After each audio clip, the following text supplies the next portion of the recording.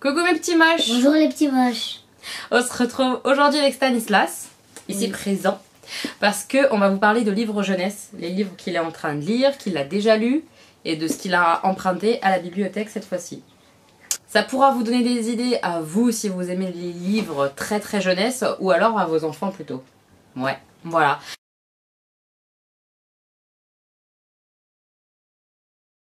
Les premiers livres qu'il a lus et qu'il a adorés, c'est ça qui lui a donné envie de lire. Les romans. Ouais, c'est les Wonder Park. Donc, je lui avais acheté moi les 2 premiers à la Fnac. Et les autres, on les a empruntés à la bibliothèque. Donc, t'as lu jusqu'au quel tome? 5e. Le 6e, c'est le dernier. Ouais, le 6e, c'est le dernier, mais ils l'ont pas encore à la bibliothèque. Ils m'ont dit qu'ils l'auraient bientôt. Bientôt. Donc, de quoi ça parle Wonder Park, Stanislas? Ça parle de 3 enfants qui vont à chaque fois dans un monde. Dans un monde? C'est-à-dire, ils vont dans un... C'est dans un parc d'attractions? Oui, c'est dans un parc d'attractions, mais ils vont dans un monde à chaque fois. Dans chaque tome, c'est un monde différent du parc d'attractions, c'est ça? Ça, c'est le premier, et nous avons aussi le deuxième. Et le premier, alors, ils sont dans quel monde? Tu te rappelles? Libertad. Ouais, et c'est quoi? C'est des... C'est des pirates. D'accord.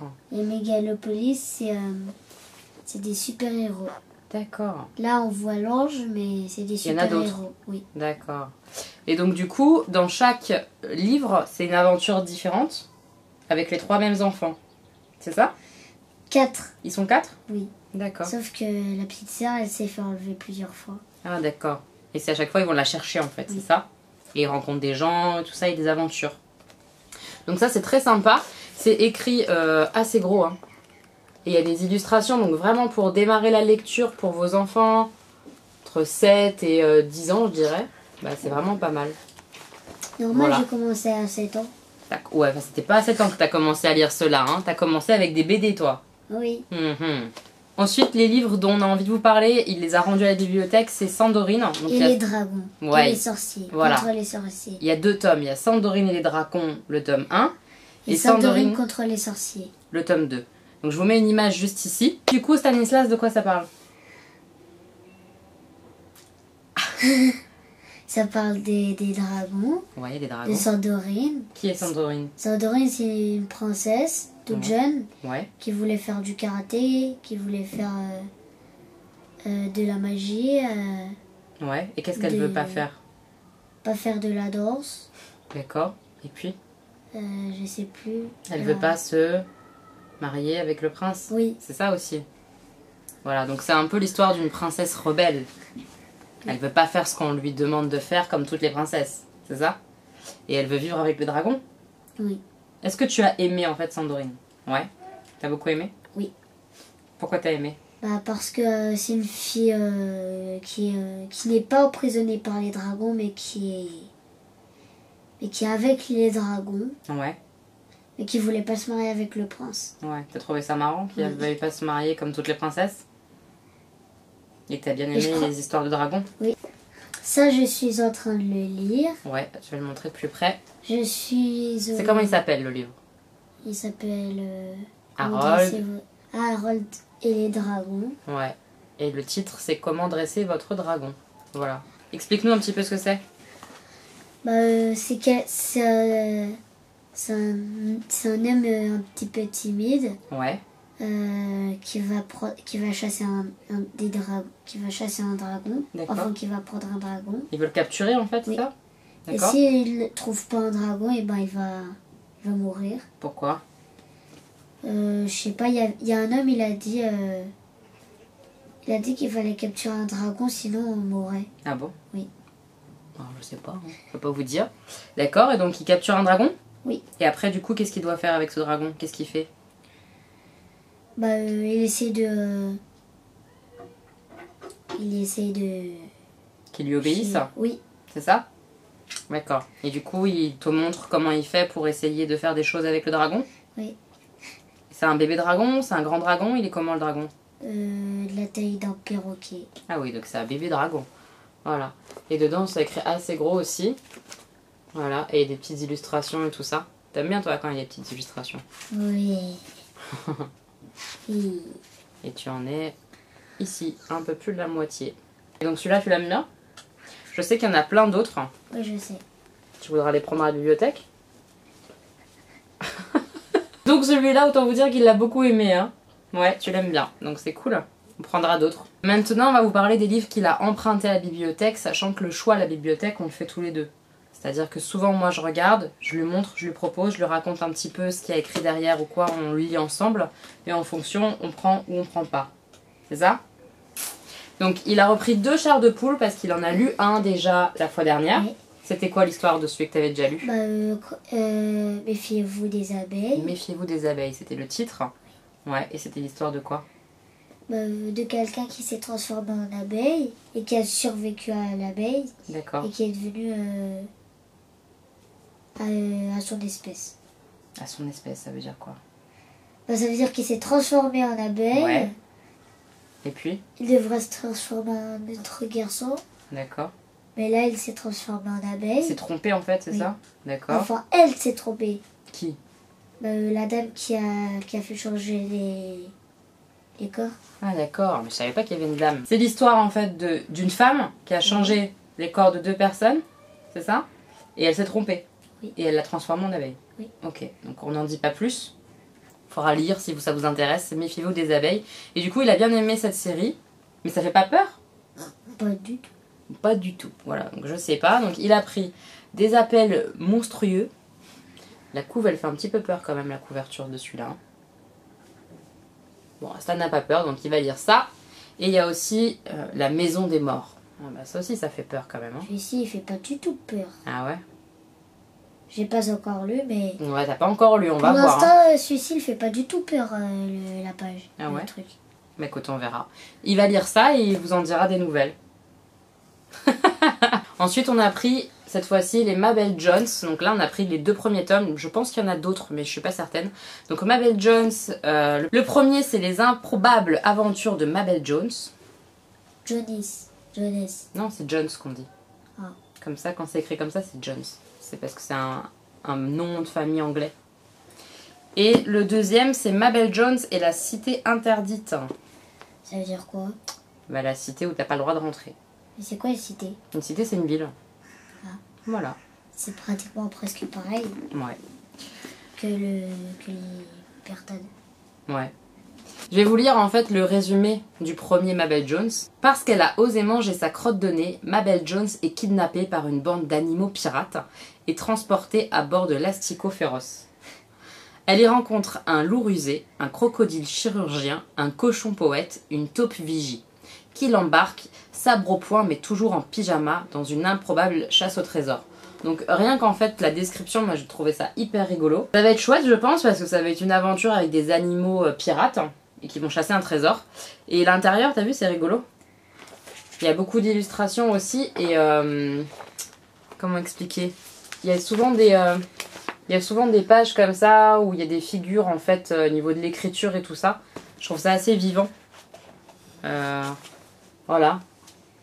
En plus des mots, c'est très visuel. On lui a pris le tome 1 qui se passe avec des animaux pirates et c'est une chasse au trésor. Et le deuxième tome, a priori, là cette fois-ci, Mabel Jones, elle part à l'aventure pour retrouver sa petite sœur, je crois. C'est ça. Et ça part dans la jungle. Et elle retrouve certains de ses copains du tome 1. Donc ça a l'air vraiment sympa. Vraiment des livres d'aventure et tout ça. Et comme il a beaucoup aimé Wonder Park, oui. Je pense que ça va ressembler, tu vois. Ça va être des aventures, tout ça. Donc on a pris ça. Dites-nous en commentaire si vous connaissez, si vous avez déjà lu ou si vos enfants ont déjà lu ça. Ensuite, on a pris La Grande Rivière de Anne Rossi. Donc on voit sur la couverture, ça se passe dans la jungle un petit peu. C'est l'histoire d'une petite fille qui s'appelle Grenouille, qui a toujours été rejetée en fait au sein de sa tribu parce qu'elle a une marque de naissance. Donc je pense que ça va être quelque chose de physique que tu regarderas quand tu auras lu. Et quand son grand-père il meurt, elle se retrouve un peu seule dans son village. Du coup, elle décide de partir et de partir à l'aventure pour chercher le pays merveilleux dont lui parlait son grand-père. Et donc elle part comme ça dans la jungle et une nuit, alors qu'elle était cachée dans un arbre, elle entend des bruits et tout ça et en fait elle rencontre un garçon qui lui aussi est exclu ou en tout cas il est pourchassé, enfin il y a des histoires comme ça et les 2 enfants du coup se retrouvent dans la jungle, ils partent à l'aventure ensemble. Donc je pense que c'est sympathique et puis à le côté tu sais de se faire rejeter tout ça, que c'est pas bien quoi, tu vois. Donc je pense que ça peut être sympathique à lire. C'est assez court, hein, c'est écrit assez gros. Il n'y a pas d'image dans celui-là. Mais c'est pas très long. Oui. Voilà, donc j'ai hâte qu'il le lise et qu'il me dise ce qu'il en pense. Ensuite, on a pris Edgar Sacré-Lascar. C'est la même édition que Petit Cousu. Si vous avez vu notre vlog de retour de la médiathèque, c'était un des premiers livres qu'il a lu. Il a adoré Petit Cousu, je vous le recommande vraiment. On attend d'ailleurs le tome 2 et le tome 3 de la médiathèque. Dès qu'on pourra les prendre, on les prendra. Et donc là, c'est Edgar Sacré-Lascar. C'est la même édition, c'est le même style de livre. Et à l'intérieur, il y a pas mal d'illustrations. J'aime bien ces éditions-là, en fait, pour les petits. Je trouve ça vraiment chouette. Donc du coup je vous lis la quatrième de couverture. Bavard, vantard, un peu trouillard, voici Edgar. Au château d'autre part vit une famille bizarre. Lord Valvigne, le célèbre inventeur de la roue carrée. Lady Mentalo, sorcière à la retraite, autrefois redoutée pour son terrible sort des verrues violettes. Solstice, leur fille qui passe son temps à composer des poèmes tristes. Et leur fils, Élébore, qui ne se déplace jamais sans son singe pote. Heureusement, Edgar, un corbeau centenaire, veille sur cette bande d'uluberlus. Et depuis peu, il a fort à faire, une terrible créature à écailles erre autour du château, tandis que les servantes disparaissent l'une après l'autre. Donc ça a l'air vraiment chouette, un peu une enquête, avec des disparitions, une bête et tout. Des gens un peu bizarres, ça a l'air vraiment rigolo. Enfin en tout cas pas rigolo, mais intéressant. Et plein de rebondissements, je pense que ça doit être chouette. Ça me plaît bien avec ce corbeau là qui veille sur tout le monde. Ça a l'air intéressant. Ça te tente toi? Quoi? Stan est un corbeau, il me fait peur. Ça a l'air cool. Surveille. Ouais, ça a l'air chouette hein. Donc voilà. Et pareil, la même édition, j'ai trouvé celui-ci, le cachalot. Le cachalot, n'importe quoi. Cachalot, oui. Le cachalot. Le cachot de la sorcière. Voilà.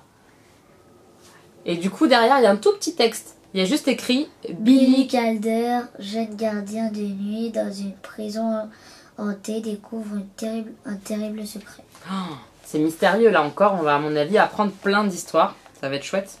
Et pareil, il y a beaucoup d'illustrations dans le livre. C'est écrit assez gros. Je trouve ça vraiment chouette en première lecture. Ces éditions-là, elles sont vraiment pas mal. Hein. Donc voilà, à mon avis, c'est un livre où on apprend plein de choses avec des secrets et tout ça, qui fait peut-être un petit peu peur, on verra, tu me diras. Donc on vous dira quand il aura lu. Et le dernier livre, L'héritier des Draconis. voilà, L'héritier des Draconis. Celui-ci, je pense que c'est un livre qui est un peu plus sérieux, peut-être un poil plus difficile à lire. On va voir si Stanislas se sent de le lire, etc. C'est moi qui l'ai choisi, donc à voir si ça te plaît. Mais c'est vraiment dans un univers différent d'une autre, etc. Ça m'a l'air sympathique. Après, c'est un petit livre au niveau du format. Et c'est quand même écrit assez gros, etc. Mais il n'y a pas d'illustration dans celui-là, quoi. Donc, à voir s'il accroche. Je vous lis la quatrième de couverture. Difficile de mener une vie paisible lorsque l'on a des flammes dans les yeux à la moindre crise de colère. Et que l'on donne vie aux images et sculptures de reptiles d'un simple regard. Il y a des pouvoirs, hein. Ballotté de famille d'accueil en famille d'accueil depuis qu'il a été abandonné à la naissance, Elliot fait de son mieux pour dompter son tempérament de feu malgré la sournoiserie de certains élèves de sa classe. À quelques jours de son 10e anniversaire, une sphère lumineuse tombe du ciel tout près de chez lui. Accompagné de ses amis, Tamara et Gédéon, le garçon découvre qu'il s'agit d'un passage vers un monde merveilleux, Draconia.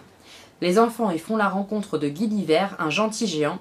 Ce qu'il va leur révéler changera la vie d'Elliot à tout jamais. Donc voilà, je pense qu'Elliot, peut-être qu'il vient de ce royaume-là, Draconis ou quoi. En tout cas, c'est chouette, il y a une espèce de passerelle dans un monde différent. C'est qui Elliot? C'est le petit garçon qui a été abandonné et qui a les éclairs dans les yeux quand il est en colère et tout ça. C'est ça. Donc, à voir l'histoire de Elliot.